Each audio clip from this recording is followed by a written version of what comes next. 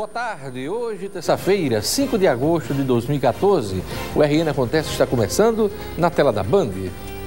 Jovem de 14 anos é flagrada, levando drogas para Recife. Caminhão tomba com biscoitos e cai no rio, na zona oeste de Natal. Professor Robério Paulino, candidato ao governo pelo PSOL, é o entrevistado desta terça-feira, agora no RN Acontece.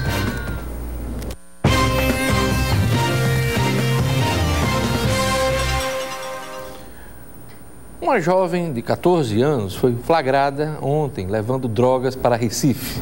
A apreensão aconteceu no posto da Polícia Rodoviária Federal em São José de Mipibu, na Grande Natal. De acordo com a adolescente, não é a primeira vez que ela transporta entorpecentes. No entanto, a garota não revelou quem a contratou para levar a droga para a capital pernambucana. A jovem mora na Paraíba e tem família em Natal. Ela confirmou que comprou a passagem para Recife usando os documentos da mãe. A adolescente foi liberada depois que uma tia dela compareceu à delegacia.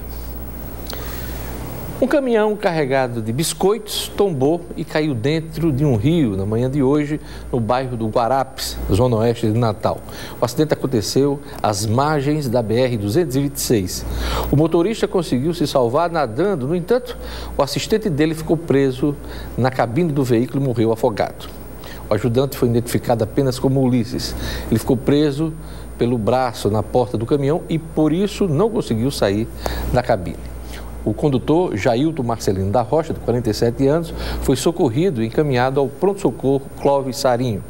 Populares saquearam a carga do veículo. A vacina contra a hepatite A já está disponível em todos os postos de saúde de Natal.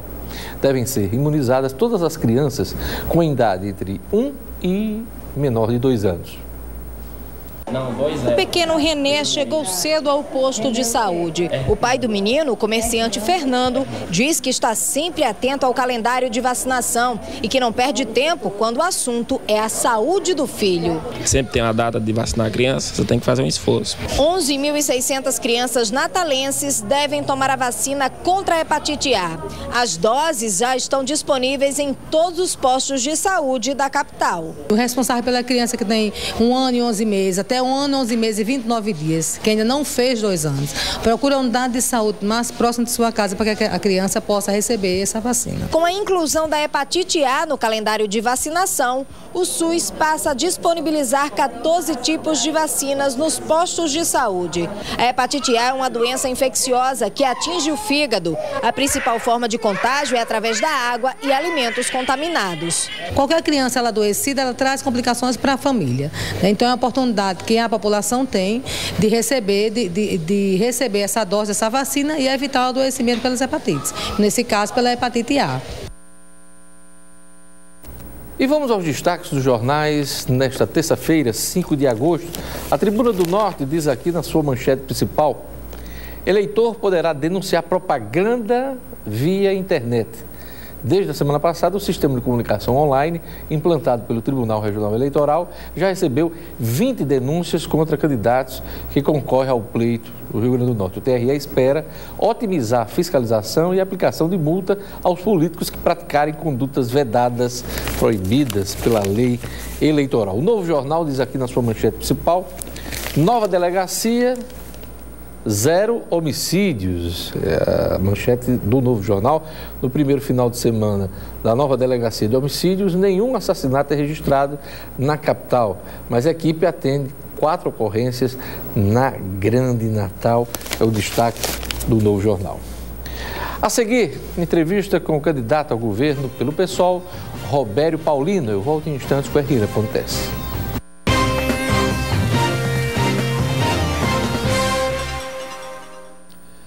O professor Robério Paulino, do PSOL, está disputando sua segunda eleição majoritária. Em 2010, ele foi o candidato do PSOL à Prefeitura de Natal. Agora, ele concorre ao governo do estado do Rio Grande do Norte. Robério Paulino é meu convidado hoje na rodada de entrevista com os candidatos ao governo. Robério é professor, doutor na UFRN, no Departamento de Políticas Públicas. Boa tarde, candidato. Boa tarde, Jorge. Boa tarde especialmente a todos os telespectadores que estão em casa. Candidato, você terá 20 minutos, a exemplo de todos que foram convidados para essa rodada de entrevistas aqui no RN Acontece. O tempo que será contado a partir de agora. Candidato, o Rio Grande do Norte amarga mais um ano de inverno irregular após 3 anos de estiagem. Uma das maiores secas das últimas décadas. Fala-se em seca verde em 2014 e o quadro não é promissor para o ano que vem. Eu lhe pergunto, como podemos conviver com a seca? Diógenes, esse problema da seca, ele pode ser enfrentado. Muitos países, como a Austrália, outros países, tem uma precipitação pluviométrica de chuva menor do que aqui e convivem muito bem, né? O nosso semiárido é um dos semiáridos mais chuvosos do mundo. Aqui não chove pouco. Em média, no Rio Grande do Norte, num inverno normal, chove 800 milímetros de água, 80 centímetros de água. Na área mais seca, entre 500 e 600 milímetros. O deserto de Negev, em Israel, chove 25 milímetros e eles produzem tomate e pimentão para exportar para a Europa. Mas o problema central é que as terras, a maior parte das melhores terras, em primeiro lugar, elas estão muito concentradas. Na zona da mata aqui nós temos ainda, cana-de-açúcar, como na antiga colônia. Países como o próprio Estados Unidos foram países que começaram com reforma agrária. O problema aqui, em primeiro lugar, nós dizemos que não é a seca, é a cerca, que tem que acabar. Nós temos que acabar com essa coisa do latifúndio em nosso país. Há latifúndios ainda com 1 milhão de hectares. A maior propriedade no Japão são 3 hectares. Por isso o país é desenvolvido. Mas o senhor é contra a propriedade Eu acho privada? que a propriedade tem que ser dividida. Nós não queremos tirar a propriedade das pessoas, nós queremos dar propriedade para milhões de pessoas. Os Estados Unidos é um país que é uma potência econômica como foi, porque começou com minifúndios. Nós queremos que milhões de pessoas tenham a propriedade. O latifúndio impede as pessoas de ter acesso à terra. Então, nós estamos a favor da reforma agrária no país.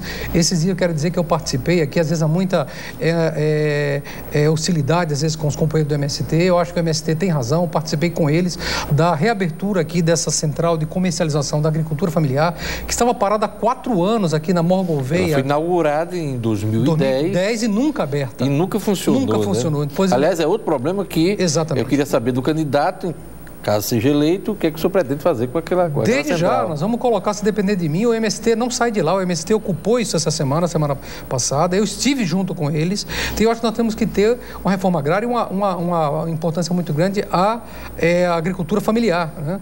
Agora, voltando à questão hídrica, a água aqui existe, é que a água é muito concentrada, mas nós temos que ter outras formas de armazenamento, porque a forma de armazenamento da água aqui ela é equivocada, porque ela está baseada em açudes, barreiros e barragens. Além da água ficar contaminada, essa água evapora. Estudos da UFRN, nós evapora em média 70% dessa água das açudes e barreiras evapora, vai embora. Então essa forma é ineficiente, né? No longo prazo é ineficiente. E o que é que o senhor propõe? O que é que o candidato... Nós propomos recuperar a experiência de outros países, que nós temos estudado muito, e também da articulação do semiárido, uma entidade chamada ASA, que reúne 3 mil entidades, que é plantar em todas as propriedades uma placa de cimento de 100 metros, de 10 de largura por 100 de comprimento, que pode ser construída ano a ano, cada ano uma parte maior. Um coletor, uma placa coletora como uma calçada, isso se chama cisterna calçadão, para armazenar água para 2, 3 anos. Isso é possível. E de onde é que o senhor vai tirar recurso para fazer esse investimento? Diógenes, tem recurso para o Arena das Dunas, tem recurso para o novo aeroporto. Por que não tem recurso para o Valfredo, para a educação ou para isso? O senhor estima esse tipo de investimento no combate à seca em quantos milhões de reais? Olha, eu vou lhe dizer uma coisa. Se nós, ontem eu conversei com o pessoal da área fiscal aqui no Rio Grande do Norte, que diz que há estimativas que se sonega no Estado em torno de 60% do ICMS. As grandes empresas, especialmente. Nós vamos para cima, nós não vamos governar para os ricos, nós vamos governar para a população e vamos apertar o ferrolho da fiscalização e da arrecadação tributária. Queremos deixar isso claro. Nós vamos governar para o povo e não para as empresas, como ocorre hoje. Apenas aquilo que as empresas devem, elas têm que pagar. Não estou falando aqui da pequena empresa, do vendedor de carro, estou falando das grandes empresas que sonegam. Então, voltando à questão hídrica, com isso nós achamos que vamos ter de 1 a 2 bilhões a mais para a educação, para a saúde e para a questão hídrica. Outra coisa para terminar, nós achamos que também é possível usar as próprias estradas, as rodovias federais e estaduais como coletores da chuva, com cisternas ao lado, desde que higienizada, a estrada higienizada e descartada os primeiros minutos de chuva, você pode usar, nós temos aí uns 2.000 a 3.000 quilômetros de estradas prontas que podem ser usadas como coletores, para que nunca mais morra um animal de fome e de sede em nosso estado. Candidato, o Estado anda mal das finanças, o senhor fez referência aí à questão da arrecadação, e aí eu lhe pergunto, tem atrasado parte da folha, os servidores, agora mesmo, só quem ganha até R$2.000 é que está recebendo em dia. Eu pergunto, o que é que o senhor pretende realizar para colocar ordem na casa nessa questão dos salários e qual sua política para os servidores públicos? Diógenes, a população está cansada da corrupção, do emprego de parentes, do loteamento da máquina pública, da ineficiência, da utilização da máquina pública, como nós vemos nesse grande acordão que está sendo feito em torno de um candidato que vai estar aqui nessa cadeira, ou já esteve ontem. Já esteve ontem, que provavelmente a máquina pública nesse momento já está toda loteada, a secretaria para cargos comissionados para outro, esses partidos nanicos que vendem o seu apoio em troca de cargos. Isso é uma vergonha, a população repudia completamente isso. Então, nós vamos fazer uma primeira coisa, nós vamos enxugar a máquina, não no salário do servidor. Para poder aumentar o salário do servidor, do professor, do servidor da saúde, nós vamos cortar, em no mínimo, 80% dos cargos comissionados. O senhor tem ideia do número de cargos comissionados? Eu estimo em 7 mil, no total, entre Estado e município, 7 a 8 mil pessoas com cargo comissionado. Mas é só do Estado que o senhor Exatamente. vai cuidar, né? Aí metade disso é cargo comissionado. Isso nos daria uma flexibilidade imensa se a gente dá chance, inclusive, essas pessoas. Se as pessoas não têm que estar na máquina... O senhor promete cortar 80% dos cargos comissionados. E dar chances, não estamos contra essas pessoas, entenda. Nós estamos contra que elas entrem de forma apadrinhada, até porque elas ficam dependentes. Elas têm que ter chance, como outros, de fazer concurso e entrar na máquina através de concurso. Nós queremos profissionalizar a máquina como ocorre em outros países. Na sua opinião, só concurso público? Só concurso público. Reduzir. No Japão, o primeiro-ministro, que equivale ao presidente da República, ele nomeia apenas 10 pessoas. No Brasil, o presidente da República nomeia 40 mil. Esta é uma das fontes da corrupção da política no Brasil. Isso tem que acabar. Nós queremos profissionalizar. Está faltando 3 minutos para esse bloco. Eu ainda lhe pergunto, o Estado investe muito pouco hoje, cerca de 4% de sua receita. Esse percentual já foi maior. Como é que o senhor pretende aumentar a capacidade de investimento do Estado? Quais serão suas prioridades? Jorge, nós queremos produzir aqui tudo aquilo que possa ser produzido. Não tem por que esse Estado importar macarrão, barrinha de cereal, fralda de bebê. Tudo isso pode ser produzido aqui, nós vamos produzir aqui, mas para isso é necessário investir. Aumentar a infraestrutura, duplicar essa BR-304, uma negociação com o governo federal, reimplantar uma malha ferroviária que é necessária, né? Investir em usinas eólicas, usinas solares que nós queremos trazer para o Estado, como a Califórnia nos Estados Unidos está fazendo, grandes usinas solares. Mas a pergunta é, como é que o senhor pretende resolver a questão do investimento que hoje é baixo? Primeiro, apertando a fiscalização sobre as grandes empresas para aumentar a arrecadação. Nós poderíamos ter anualmente de 1 a 2 bilhões a mais só combatendo a sonegação, que está estimada em média nos impostos estaduais em 30% e somente no ICMS se estima entre 50% e 60% a sonegação. Mas o Estado tem arrecadado muito, é só acompanhar os números, a gente vê um crescimento dessa reserva. O problema na sua avaliação só está nas empresas? Não só isso, está também, digamos, também na falta da arrecadação evidente, o imposto que é devido, que falta na merenda escolar de uma criança, a empresa sonega. Então, repito aqui, não estou falando do pequeno empresário, esse nós vamos discutir, ver como apoiar. Estou falando das grandes empresas que sonegam muito, né? A outra questão é recorrer ao próprio BNDES. O BNDES, que é o Banco de Fomento Nacional, não é um banco da Dilma ou um banco do governo federal, é um banco do país. Nós vamos atrás. Se eles podem dar bilhões e bilhões para as grandes construtoras e empresas para financiar essas empresas, por que não podem dar para construir nossas empresas aqui no Estado? E também parcerias com o Banco Mundial, parcerias com o Banco do Nordeste, tudo isso é possível. Qualquer ente federado depende das pequenas, médias e grandes empresas. O senhor pretende combater as grandes empresas? Nós dizemos, Diógenes, que nós não vamos governar para elas. É diferente. Porque hoje os governos governam para as empresas. Por exemplo, o candidato que esteve aqui ontem, o senhor Henrique Eduardo Alves, vai fazer uma campanha de 40 milhões. Ele é um milionário, tem 10 milhões. Quem deu os 40 milhões para eles? Empresas, construtoras, empresas de ônibus. Ele vai governar para quem? Para o povo ou para essas empresas? Empresa não faz doação eleitoral. Empresa faz investimento em candidato e vai cobrar a fatura depois, e você sabe disso. Certo? Nenhuma empresa está doando para a sua campanha? Não aceitamos dinheiro de empresa. Não aceita? Não aceitamos. Por princípio, não só a nossa campanha, como o pessoal em todo o país faz uma campanha pobre, tá certo? Mas baseada exclusivamente em dinheiro de pessoas físicas. Nós defendemos isso para todo o país, o financiamento público das campanhas. Acabar com essa coisa de financiamento privado, porque a corrupção começa aqui na própria eleição com o financiamento das empresas para os candidatos. Nós defendemos, como existe em outros países já, o financiamento público exclusivo das campanhas. Na prática, o pessoal já está fazendo isso? O pessoal não aceitando dinheiro de empresa. Nós preferimos fazer uma campanha pobre, baseada no apoio da juventude, milhares de jovens que estão nos apoiando pelas redes sociais, as pessoas conscientes desses estados que estão conosco, do que meter o pé na lama e depois, digamos, ficar comprometido com essas empresas. Candidato, encerramos essa primeira etapa da nossa entrevista, são 10 minutos, no próximo bloco teremos mais 10 minutos, a gente vai para um rápido intervalo, daqui a pouquinho a gente continua.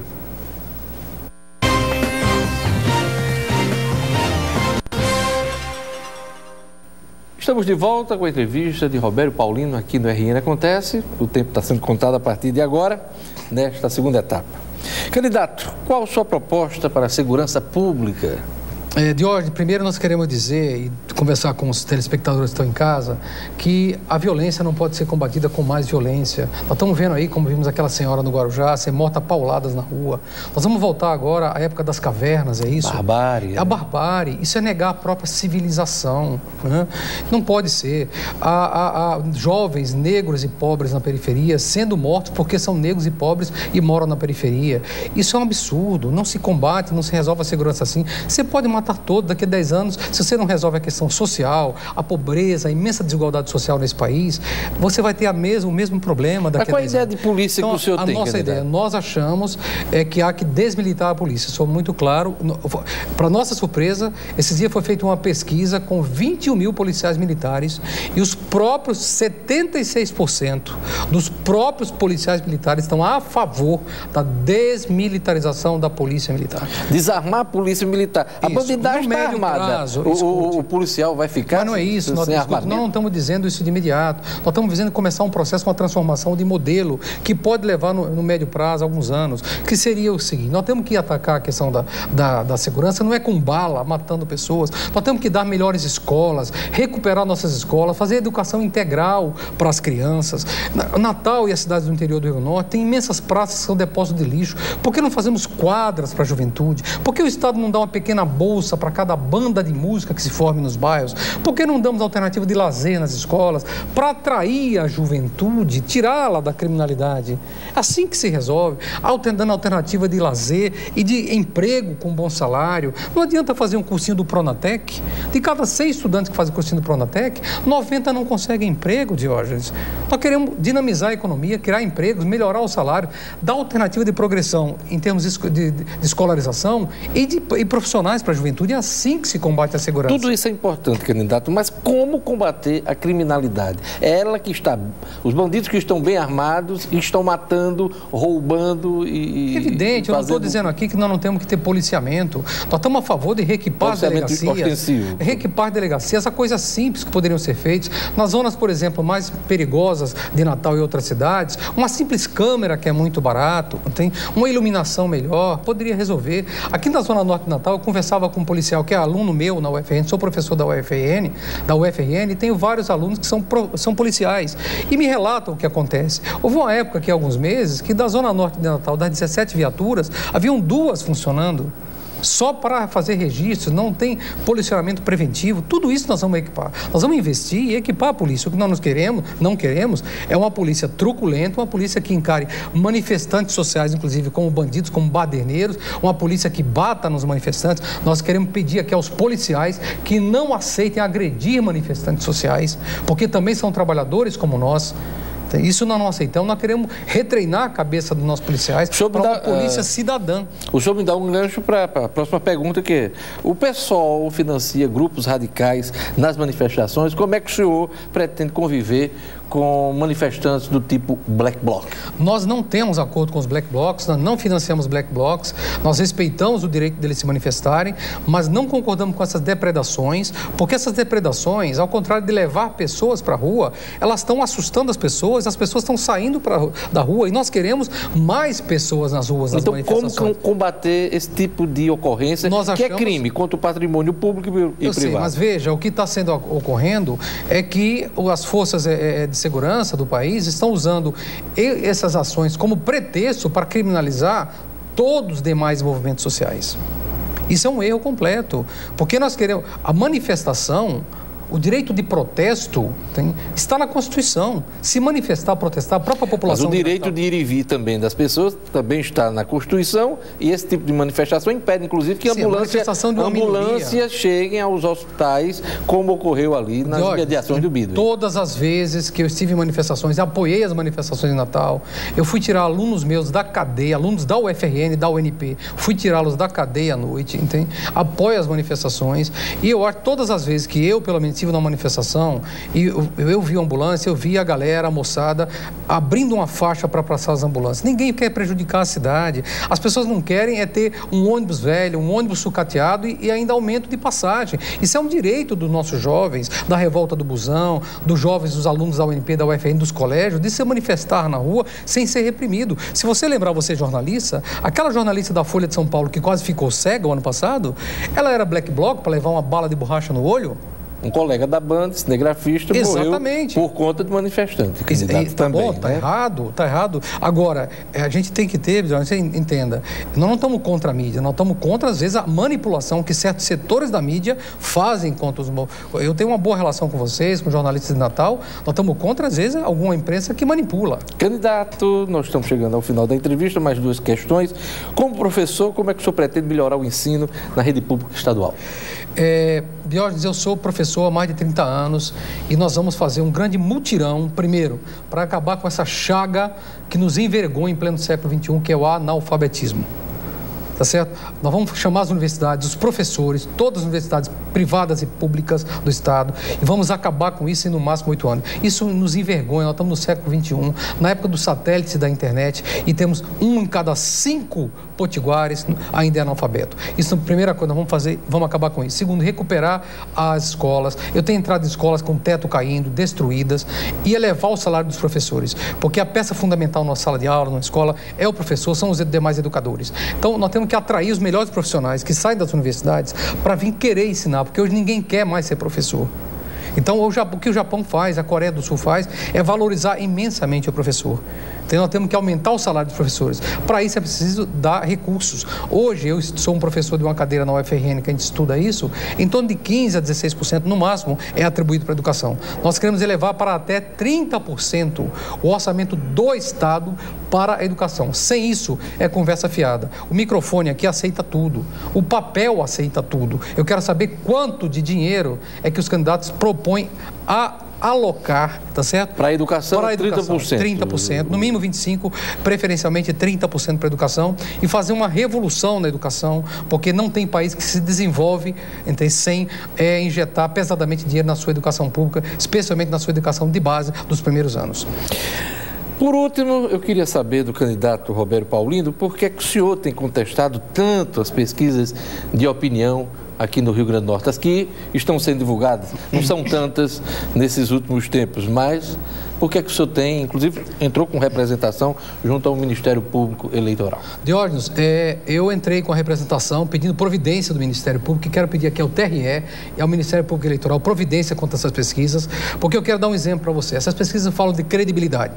Em 2010, 2 dias antes da eleição, um instituto de pesquisa dizia que o candidato mineiro tinha 9% das intenções de voto e que o seu Carlos Eduardo ganharia no primeiro turno. 2 dias depois, o mineiro teve 23%. Isso na eleição de 2010, inclusive, em Natal, que o senhor participou, que eu participei. Né? Eu não sou do PT, eu sou do PSOL, crítico do PT, do governo federal e do Partido do Mineiro. Entretanto, eu quero perguntar que margem de confiabilidade é essa? Que um candidato 2 dias antes tem 9% e, na realidade, ele aparece com 23%. Isso não foi um erro. Isso foi intencional e isso tirou o mineiro do segundo turno da eleição. Essa é a avaliação essa é a nossa avaliação. A avaliação que eu faço tirou o mineiro. Isso não é erro, isso é um prejuízo imenso. Agora estão querendo me calar, estão dizendo que vão me processar. Quem vai lhe processar? A Consulte, a Associação de Pesquisa, já ameaçou me processar. Eu quero dizer que não vão me calar, porque se eles estão preocupados, que nós estamos ameaçando um esquema de reprodução do poder, nós estamos incomodando os poderosos desse Estado e nós não vamos nos dobrar a isso, vamos continuar. Se eles manobrarem com as pesquisas, nós vamos continuar denunciando, porque essas pesquisas são um instrumento de fazer campanha eleitoral, manipular, influenciar a opinião pública no Estado. Isso tem que acabar. Se esses institutos querem credibilidade, eu faço um pedido aqui à Consulte e a Associação das Pesquisas no Rio Grande do Norte. Me deem a chance de acompanhar a próxima pesquisa, de acompanhar os entrevistadores. Nós vamos mandar gente para acompanhar os entrevistadores e a tabulação dessas pesquisas. Se não tem nada a esconder, se querem credibilidade, nos deem a chance. Se não, nós vamos talvez até pedir que retire o nosso nome das pesquisas. Já há alguma resposta não deram. Da Justiça Eleitoral? Vocês entraram com representação? O Ministério Público ainda não se pronunciou, né? Nós esperamos que se pronuncie. Queremos fazer um pedido aqui que se pronuncie nos próximos dias, mas queremos dizer o seguinte, se alguém aqui está sendo prejudicado, não são os institutos de pesquisa. Não me processar significa processar e criminalizar a vítima, que somos nós, que estamos sendo extremamente prejudicados. Nós temos pesquisa que já nos dão bem mais que 5% no Estado e eles nos colocam com 1%, para claramente nos prejudicar. É isso aí, eu queria agradecer a presença do Robério Paulino, candidato do PSOL, aqui na rodada de entrevistas do RN Acontece. Obrigado, candidato, por ter cumprido o tempo e por suas respostas. Muito obrigado, Diógenes. Excelente tarde aí para quem está em casa. É isso aí, o RN Acontece vai ficando por aqui. Lembrando a você que no dia 14 de agosto, aqui na Band, nós teremos um debate com os candidatos ao governo do Estado, 10h30 da noite do dia 14, hein? Coloque já na sua agenda. Eu queria agradecer a audiência. Na sequência, Robson Carvalho, boa tarde, cidadão. Eu volto amanhã aqui na Band.